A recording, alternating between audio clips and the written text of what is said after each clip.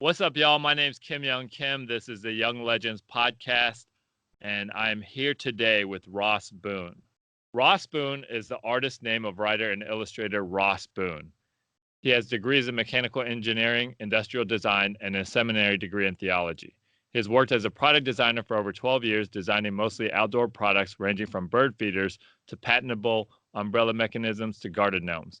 But throughout his professional career, he has always loved to draw and write.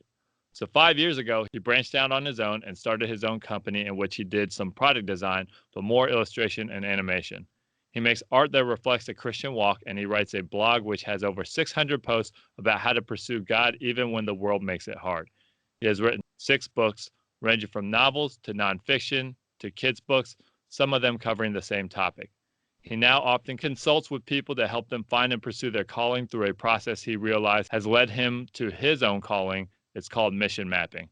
Ross Boone, thank you so much for joining me today. I am super excited about this interview, and man, it's really good to have you. How are you doing today? Kim Young, I am so excited to be on here, man. Thank you for having me today. Fantastic, fantastic. All right, so man, you have such a great resume, and just you've done so much in your life. But I wanted to start with a conversation about how you got to where you are now. Now, we can start at birth, we can start during the teenage years, we can start wherever you want to. But tell me about your journey as an artist throughout your life, how you found your calling, and anything else you'd like to share on that topic. Yeah, thanks for asking. When I was in high school, I was good enough at math for my career counselor and my dad to kind of push me towards engineering, even though the whole time I was doing a lot of writing and a lot of drawing in my free time. And so I ended up going to a engineering school, got an engineering degree, but the whole time I was writing and doing a little bit of art here and there. And after my engineering degree, I saw a bunch of people were getting jobs at like water purification plants and cement factories, and I just thought this is not for me. I want something really creative. I found a another career path called industrial design, which combines some mechanical tendencies with creative ones. And it was product design basically. And I got another bachelor's in that and then went into a field where I was designing outdoor furniture and outdoor decor, things like you read in the bio, bird feeders, wind chimes, fountains, even like little garden gnomes. So I got to draw a little bit in this career, doing a lot more drawing, but also some sort of inventing kind of engineering type of thoughts.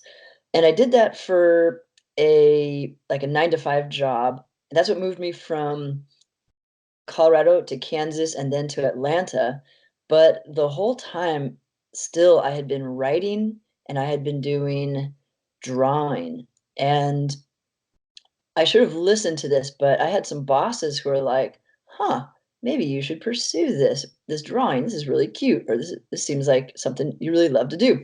I think maybe this was both my benefit and my downfall. Like this was my strength and my downfall because I loved it so much. I didn't invest as much of myself into succeeding at those jobs as possible, I think, because I just wanted to be writing and drawing, especially in the form of helping people draw closer to God. Like that was what seemed to be most important and meaningful to me. So I may not have been invested as much as I should have been in my jobs. I actually got let go from the one I had been with after it splintered off into a bunch of little companies after some things happened with the company. And after a year, I got let go. And one of the bosses, I think back now, and she said, "Yeah, you should really pursue your art." So I think maybe they recognized I would be better in that career, anyways. And so I just went out on my own and said, "Okay, cool. I have a little bit of savings, which I think was important to begin a freelance career." And I just every passion project that I did, I posted it on Facebook and or Instagram, and this got the word out to people that I am an artist doing interesting things. And so if they knew somebody in their sphere of influence that needed some artwork done, they would call me. And so I just slowly built up from the smaller clients to bigger clients, and now that's what I do. That's how I earn my money. I want to move into doing all of my writing and drawing for my own vision, though. Right now, I help other people realize their visions the most. That's how I earn the most money. But I want to move into my mission, which is, I think, drawing people closer to God through writing and drawing, especially struggling Christians like myself. So that's just my journey and where I've landed, where I'm at. I think each person has a unique journey, but if any element of what I've been through helps, then I'm glad that I have told my story. Wow, that's amazing. Yeah, I can resonate with a lot of that. Now, let me ask you a question. Was there any thought of even pursuing a career and a path of art while you were in high school? Because generally people who are artists show some acumen, some skills with art, whether it's drawing, painting, whatever the case may be. Was that even a idea that you had in your mind when you were in high school? I don't think I was around enough people who encouraged me to go in that direction in order for me to think that it was a viable option. My dad was a engineer, and I think I grew up in a family where it was expected to do the responsible thing, which would be go engineering if you can do it because you can get a reasonable job. So I didn't really open up myself to the idea of pursuing art as a career. Closer to what I wanted to do, though, would be the inventing. I wanted to make things, invent things that like little gadgets that could help people. And I had a lot of those ideas from time to time. I was thinking about this yesterday.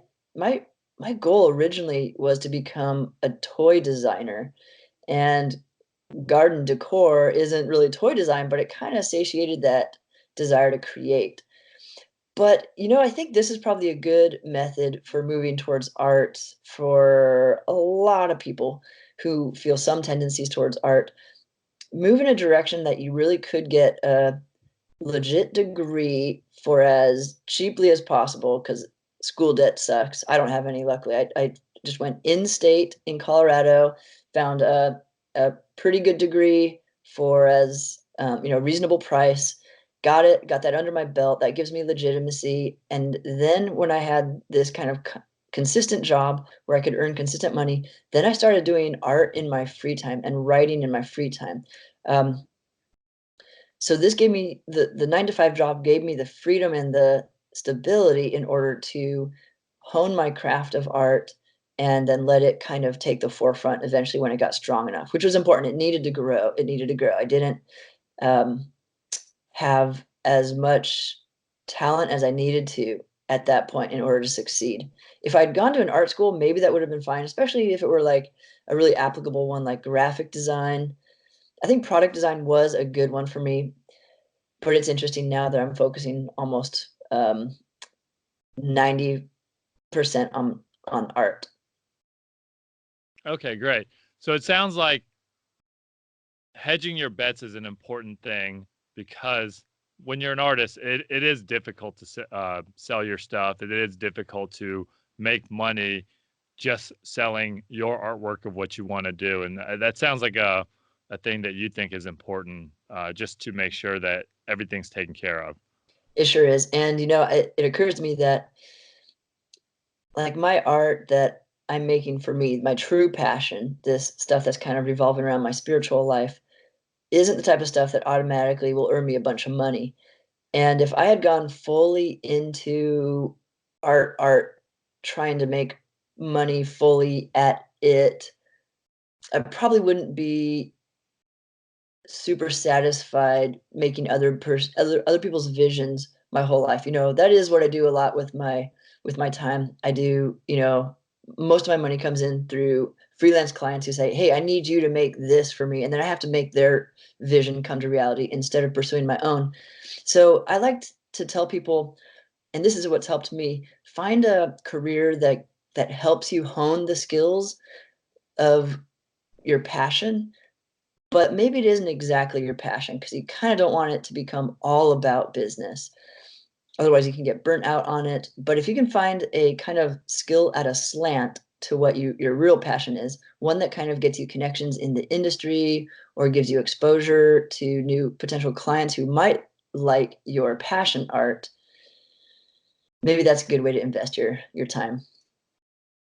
Yeah, that's a good thought. And just being able to hone your skills on someone else's dime. Not that we're using anybody, it's a win-win. But Exactly. yeah, that's awesome. Okay, great. Well, tell me about being an artist. What is your favorite part of being an artist? What is your least favorite part? And we can talk about, I guess, you as a solo artist, not necessarily the client work that you do, but as a solo artist, what's your favorite part about it? What's your least favorite part? And maybe even talk about some misconceptions and myths that people have in their mind about what it is to be an artist. Cool.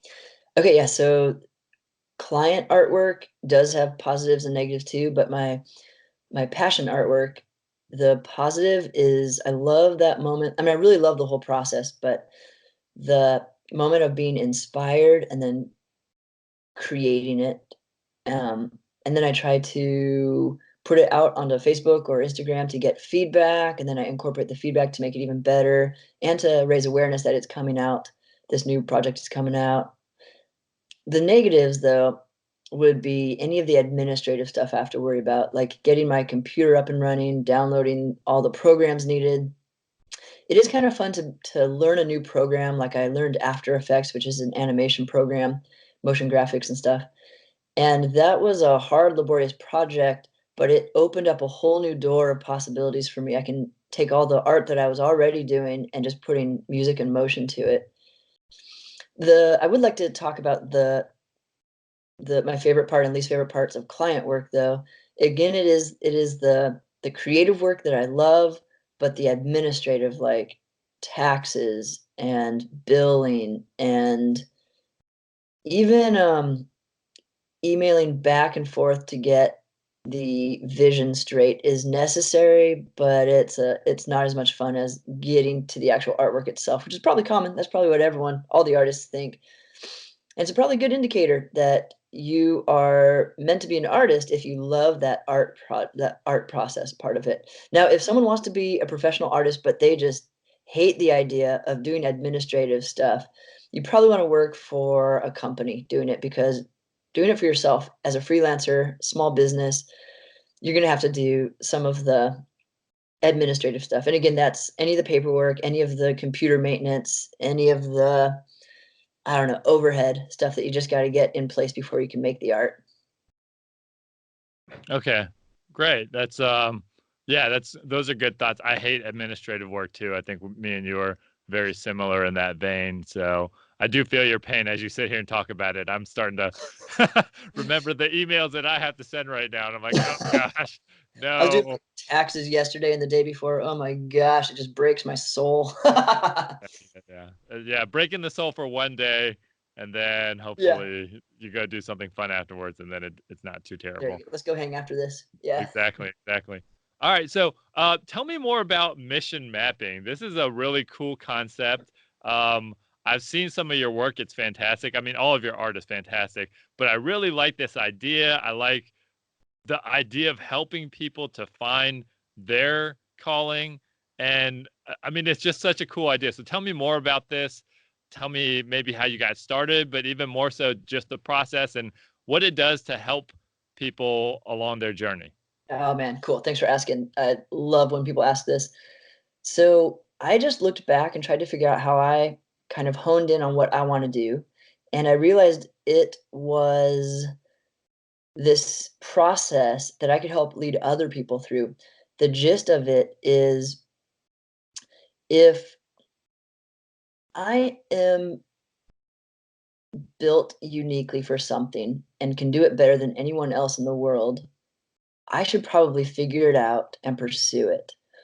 And, the way I live my life, I would rather live with my efforts focused on pursuing a purpose than just killing time.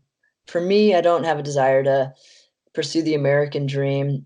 My having a family, even though it may happen, isn't my foremost vision in life. I just want to make a difference. I want to use my skills to their utmost. I want to hone them. I don't want to waste my life watching TV. or playing video games.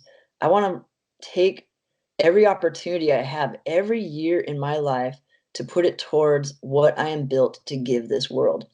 So when I sit down to do a mission map with somebody, I sit down with them with a piece of paper and I draw 3 big circles and start asking them questions. It takes about an hour to an hour and a half. And these are the main questions that have helped me come up with my mission. One of the circles is, what are your strengths? The other circle is, what are your passions? And where those 2 circles overlap is going to be our sweet spot, where we can do something we're good at and do it 12 hours a day because we have such a passion for it. But then I loop in one more circle, and it's your struggles. Particularly, what are your struggles you've worked through your life?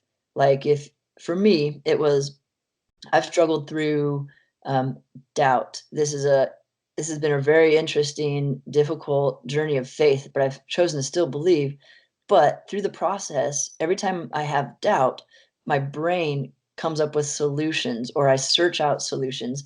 And because I've done this for so many years, I have answers to give back to people who are earlier in this journey.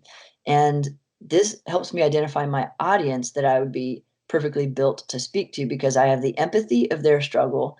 I understand intimately the feeling and the process one goes through when experiencing what my struggle is, if it's their struggle.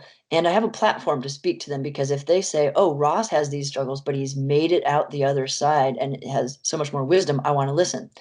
So what we try to do with mission mapping is I sit down with them and ask them questions for each of these 3 categories and just figure out what they are super good at. This is usually the things that teachers or parents or peers have told them, wow, you're good at this, or you should really do more of this. Or people say, like, how did you do that? Because it means like you're doing something that other people can't do. Then you find out where that overlaps or complements something you're passionate about. What you're passionate about are those things that you could do for 10, 12 hours at a time and just feel more energized because of it. Those things where they say you get into flow state, where hours just pass because you're doing it. I get so easily distracted by texts and emails and stuff, but when I'm in flow state, that stuff takes a back seat. It can also be Your passions can also be those things that you used to play when you were a kid. Because if you loved doing it when you were a kid, there's a good sign that whatever it was that made you love doing it then is probably deep within you and would make you love the parallel activity now. Maybe you can't play with GI Joes or something like that because we're adults, but maybe there's something about that role playing aspect that you love to do that would make you a good story writer or a good person working with other people. If you're like pretending like you're commanding a squad of other GI Joes, maybe you'd be a good leader, and you're honing your skills of leadership unknowingly when you're a kid. So hopefully that explains um, all 3 of those categories a little bit. Yeah, that's mission mapping. Oh, and I want to put a little plug in for this book that I'm working on called The Millennial Monk. This is how to pursue a life devoted to purpose instead of the American dream. And in this book, I spell out the backing behind why it makes sense to live for a purpose instead of just killing time or doing the status quo, and then how to pursue it, including this 3-step mission mapping method, and then a lot of on the ground, nitty gritty, how to get it done sort of life hacks, sort of business hacks. Yeah, that sounds amazing. I feel like I need that book right now. So go ahead and send me the rough You draft got and I'll just look it Yeah. over. um, but going back to the mission maps, if you don't mind, could you, because you've done this for a number of people, Yeah. do you mind sharing? And we'll change names and we'll change locations and all types of things. But could you tell me about one particular client that you've worked with that you helped to kind of walk us through what it would be like to get a mission map of our own? Yeah. Um, yeah, I Sure. think that would be super helpful for people to be like, oh, okay, that makes sense. Yep. Okay, I'll give you maybe 2 quick examples because they're a little bit different than each other. The first one is A guy I know who was looking for a new job, and I asked him what his skill sets are, and he said he's great with people. I asked him what his passions are. He said he um, likes to help people understand things better or walk beside them in processes. And what were his struggles? His struggles were having self-discipline. He's like had to work really hard at having self-discipline. And he has some connections and some experience in the medical industry. So we came to this idea that he would be great at working for a company, which would give him some structure. So this would kind of help him with his self-discipline. But then he would be a product rep for the medical industry. Yeah, so he had, I think I just said, I can't remember if I just said he had medical background. And so he's looking for jobs now in that field where he can work with people, walk beside them to help them understand the product and the process of self-discipline. He would now this is a an aberration a little bit because usually the knowing the struggle is the way that he is built to give back. So I would advise him in his personal life to be looking for other people who are struggling with self-discipline, and the wins that he's had and the small victories of things that he's realized has helped him in that realm can be who he can kind of keep his ear open for people who are struggling with that so that he can say, hey, um let me walk beside you and share with you what I've learned to help you overcome some of these self-discipline things too. And it might appear differently. It may just be in his friendships, and every now and then he's like, oh yeah, that I confess that has been one of my struggles. Here's what I've realized have helped. And so even while he's doing a version of this in the marketplace for him and a job in a professional way, this also helps him understand and be able to look for what he's able to give back in his personal life too. And this should give him more purpose and mission and meaning. And he's using his skills in both avenues, which I think is ideal because a lot of missions may not earn you a lot of money. So then the ideal is to find a job that you can do that will help you get good at your mission, help you utilize the skills of your mission, and then in your free time, or maybe increasingly move towards this, if this model can earn you more money, increasingly move towards doing that in your personal life, utilizing those three circles in a mission in your personal life. The second one, really quick, is a couple. I interviewed a couple who were asking to be funded for a missions trip. They were going over to a country in Europe, and I just asked them, "What are you good at? What are your passions, and what are your struggles?" And we realized that their struggles, a lot of them, or both of them, a lot of the time felt like on the outside. They felt like they were kind of like loners when they would come into a group, but they had found a missions organization that they were going to go with. And I pointed out that they had said they have good one-on-one people skills. That was one of like the girl had one-on-one good people skills, good empathy, good understanding of or just felt really comfortable with people. The man in the couple had found a lot of loneliness he had to work through in his engineering degree that he was going through, and they're going over to be part of a ministry in Europe at a school, at a college. So I encouraged them in their team. They were the ones that could be watching for those people who were kind of on the outside, were the ones that looked alienated from the rest, because both of them knew what it looked like to struggle with loneliness or feeling alienated or disconnected or depressed going through a difficult um, college degree. And I thought that might be their most important skills, um, especially in a missions agency where, hopefully they can use their people skills, but their most important redeeming quality is going to be the struggles they've been through, because that qualifies them to look for people who are going through the same thing and speak to them from a really deep person to person position of I've been there before. Let me help you. Yeah. No, I love that. You know what I love about that the most is that a lot of people, especially young people, they look at their pain and they focus on the pain and how it hurt them, and they don't focus on, hey, what good can come about from this difficulty that I have. I know that I myself as a young person, that was all I did was focus on pain, and I didn't focus on how could I help other people through this. And it's I mean, who can help someone who struggles with loneliness more than someone who's actually been there? Um, Amen.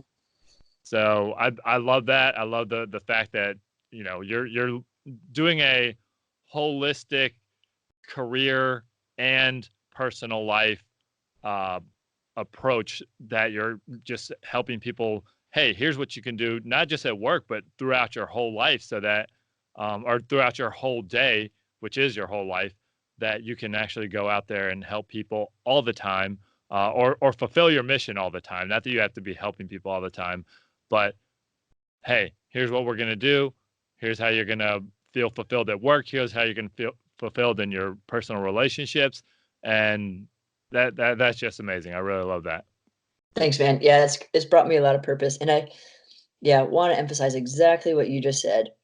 The thing that might be different about this approach than some other approaches is we're going to bank on the fact that what you have struggled with doesn't make you less qualified. It makes you more qualified to help people.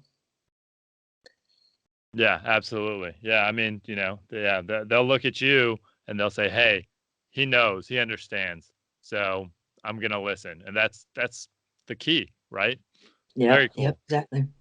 Very, very cool. Awesome. So tell me about this. As we help each other by sharing our story, what is something that you learned through your life? Maybe it's a life lesson that you went through when you were young, a life lesson that you went through in the past few years, or maybe even recently, a key life lesson that you learned that you just I you have something to share Mm, from your story, and yeah, just hit me with something that you think people should hear. awesome. I've heard like half a dozen or a dozen people mention this about entering their 30s, that life becomes so much more fun because you begin to know yourself and trust what you like, what you're enjoy. You let yourself enjoy what you love. Anyway, if I had known this, if I'd had the same self-awareness and bravery to pursue what I like doing back in high school, I would have been so much more happy. I think back then I was worried about the haters. I was worried about the pressures to do this thing that my parents were saying, or this thing that culture was saying was cool, the cool thing to do. Now, I also see that I had a journey to go on to figure out what I liked. But if I had known that the haters are gonna go away, like it's gonna pass. Sometimes I put out art or blogs that gets pushed back and I feel depressed for a day. But then I learn, I move on, and I'm like, I don't even talk to that person anymore. It's 2 years later, and, I wouldn't have anyways just because they were part of, the outside of my sphere of normal interactions, and nothing really was lost by that trying something out, and, something that people didn't ex or didn't, something that was outside of the box, but it was right for me. Um, there's no very little to lose for, trying that stuff out. Now, it's good to be to let your culture and your sphere of influence guide you in, what is you, because, what I think I'm good at may not be what other people think I'm good at. And so I need to listen when a friend or something says, Ross, maybe focus more on your art than your writing. And this is my situation. I'm not as good at writing, but it's my passion. It's what I could do for hours. My writing I also love, but I'm just better at it. And so I have to figure out a way to combine those two. But I sent out a survey a while ago to people who knew me really well and just said, hey, can you rank my skills as far as you understand it in these 6 or so categories?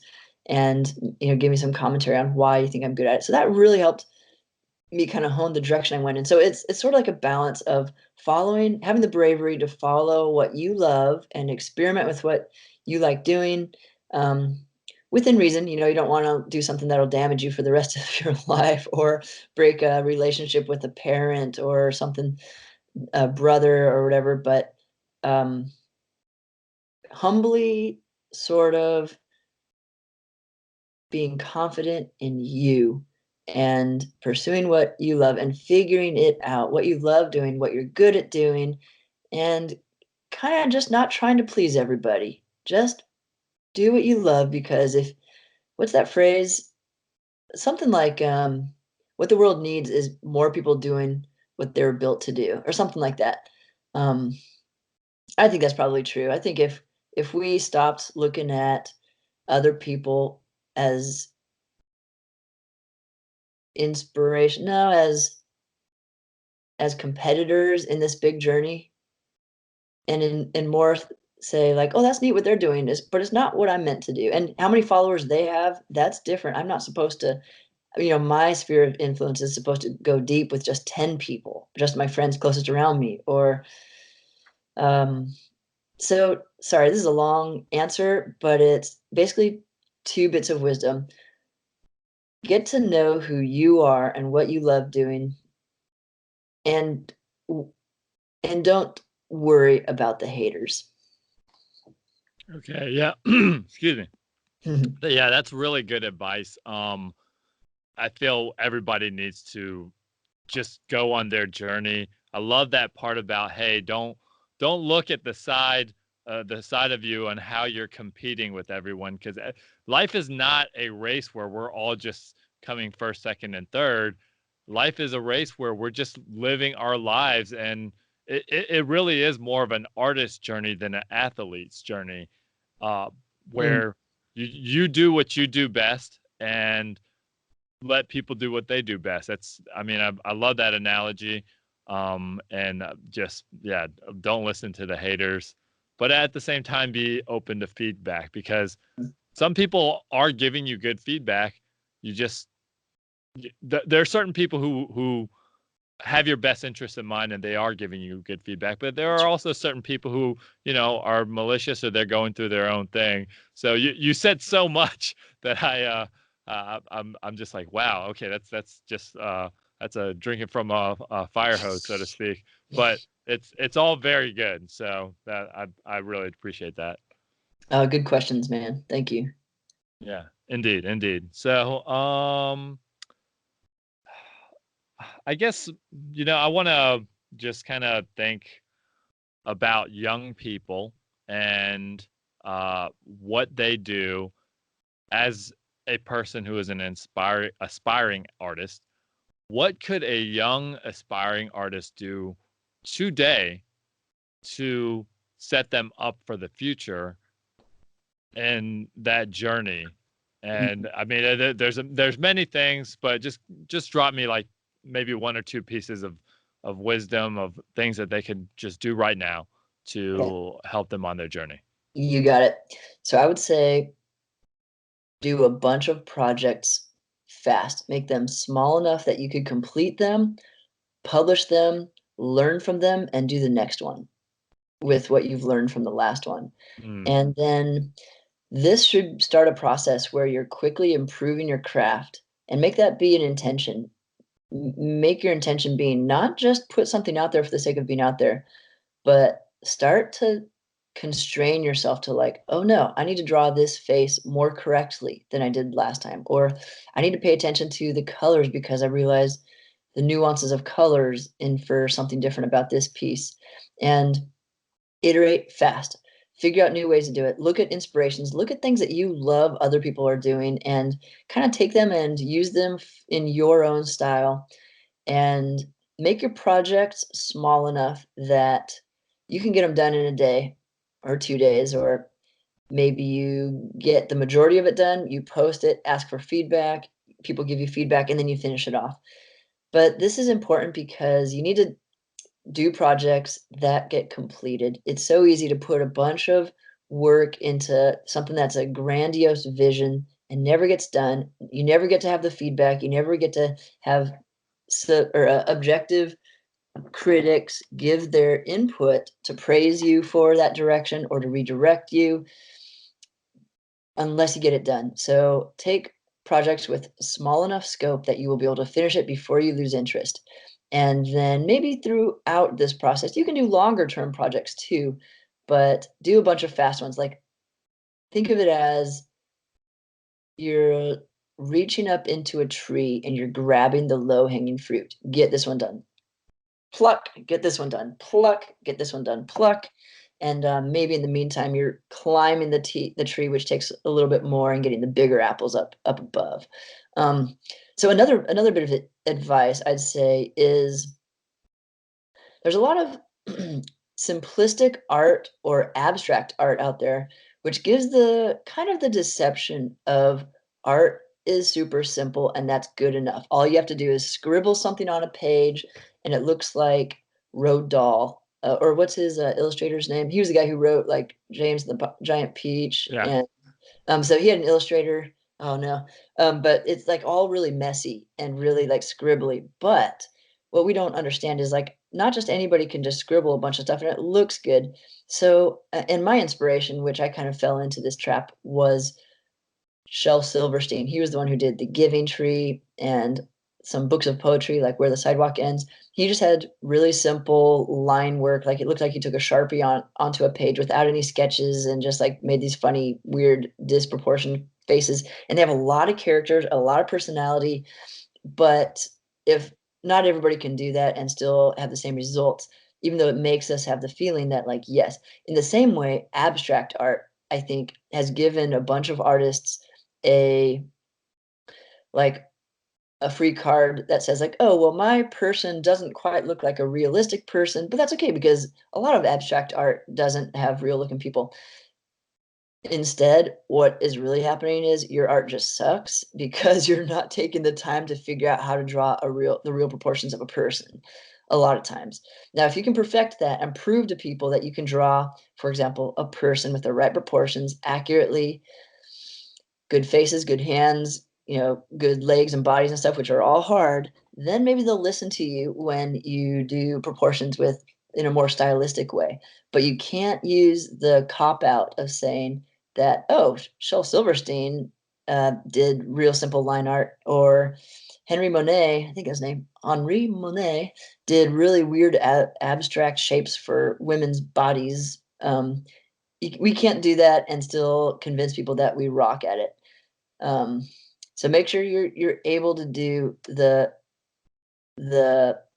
exact drawings as well.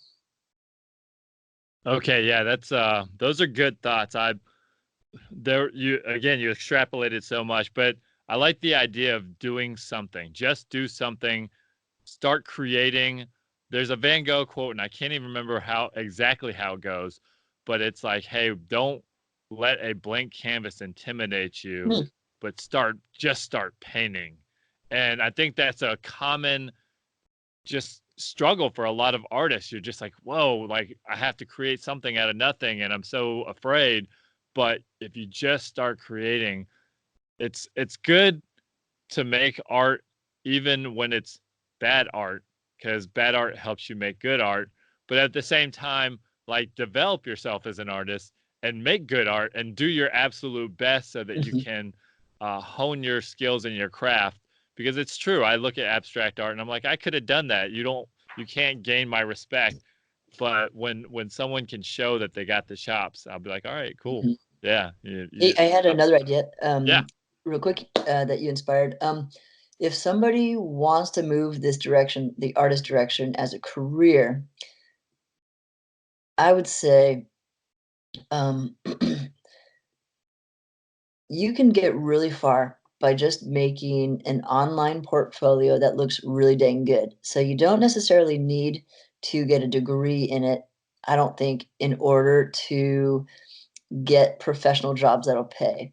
Now, this is particularly applicable if you're feeling a lot of pressure or you also have skills in a more technical field, or you feel like business is a good direction for you, or accounting, or being a lawyer, or something else less artistic. If you can just build your business, I mean, I want to change that from a question to a statement. You can build your business by just creating a lot of art. And if you get good enough and you build good enough portfolio, people see that and they're like, oh, I mean, I don't know if they have a degree or not, but if they can do art that looks like that, I want them to do art for me too.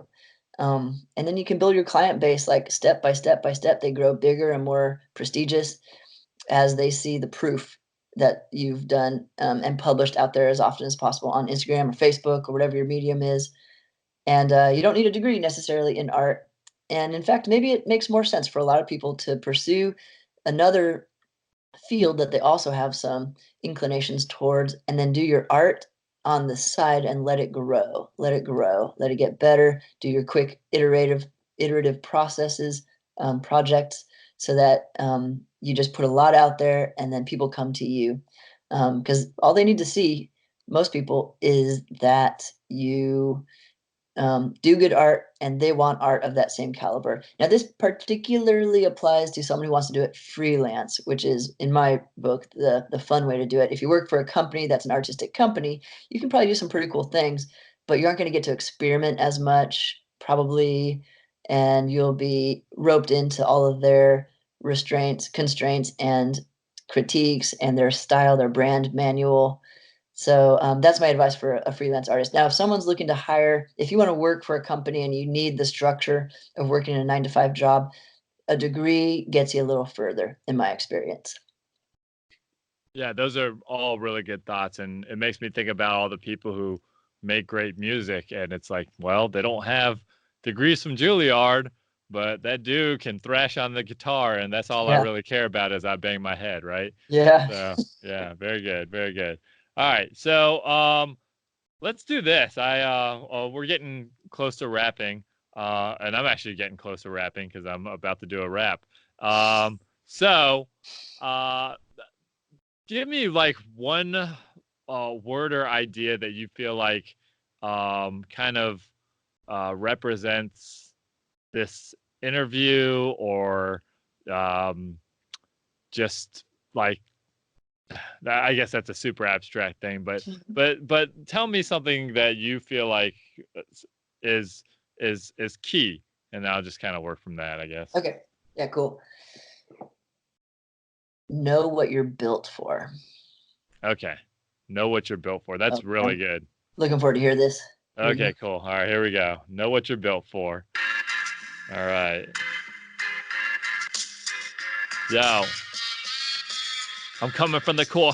I know what I'm built for, to do great works, and that's what I do. I don't have to search, but inside myself, and that's what I say. That's where I find my wealth. I need to come through and just start creating.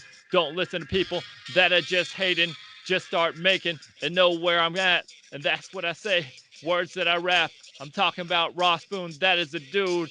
Come straight through to here to make moves and make mission mapping. Yo, I'm just rapping about that action, and that's what we gotta do. 3 freaking circles, come straight through. I ain't Steve Urkel, but I just do what I gotta do, kind of like him, and that's what I say when I'm coming with a pen.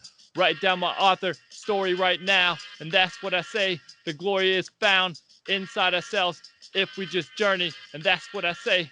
I'm just learning, and so are you. So we're here to make moves, and that's what I say. The boy just smooth, dropping rhymes. There it is, done. Oh All my right. gosh.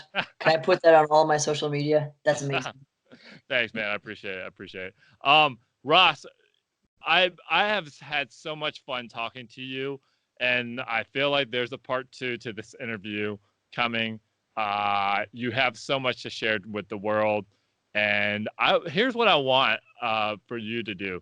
I want you to just give any final thoughts of anything that you feel like you need to communicate that maybe wasn't in any of the questions that I asked, or just something that you, and you could even summarize what you talked about, but Final thoughts. This is like Jerry Springer without the crazy, That was crazy guest and the crazy bouncer and the crazy host. Let's be honest. So final thoughts, and then we're pretty much done. Yep, I'd say you are not alone in this. We are all on a journey. It's different. What your struggles, what they are, there are other people who are struggling like you. And in fact, that is going to be the thing that gives you perhaps the most purpose. And if you want to chat about it, I would love to connect. Please, anybody who wants to, especially if you struggle with doubt, that is my area where I feel like I have some answers. Visit my website, connect with me on anything you'd like, and reach out. We can talk or chat about anything that you'd like to dive deeper in. The website is rawspoon.com, RAW spoon.com. That's yeah, so if it didn't come out clear earlier, and if this sounds confusing, my real name is Ross Boone. So my artist name sounds like that, but it's Raw Spoon. So rawspoon.com. Check it out. Send me a message. I would love to hear from you. Thanks, Kim Young. You're awesome, man. Yeah, absolutely. And thank you so much for being a guest. Real quick, let's go ahead and shout out your social media because I know people are going to want to connect. So where can we find you online besides your website? I think everything's connected. Is that correct? Yep, everything will be connected on my website. So that's the easiest way. But Instagram is at Ross Boone, ROSSBOONE, all one word. And Facebook, you should be able to find my Raw Spoon page. That's my artist name, just separate words. I mean, you can type that in; it should come up. But you could also connect with me personally, Ross Boone. I think so. My company name is called Mand Products, MAND. So that should be, if it says that under my name, that's me. And I'm on Twitter, but I'm not really on there very much. And it's the same as my Instagram handle, Ross Boone. All right. Very cool. Thanks, man. Ross, Thanks it has been so. Oh, sorry. I didn't mean to cut you off. Go ahead. Thanks for what you're giving to the world. Keep doing what you do. And man, I would love to talk to you again if you ever want to have another chat. Absolutely. Thank you so much. Today's guest was Raw Spoon, Raw, RAW, Spoon, SPOON. He is an amazing person. Y'all need to check him out. Go to his website, check out all of his art, check out the mission mapping, the Millennial Monk book that's coming out. I'm super excited about. This guy is going places and he wants to help you go places too. So connect with him. And yeah, Ross, you're amazing. Thank you so much. You are too, Kim Young. Take care, brother. All right, you too. Bye-bye.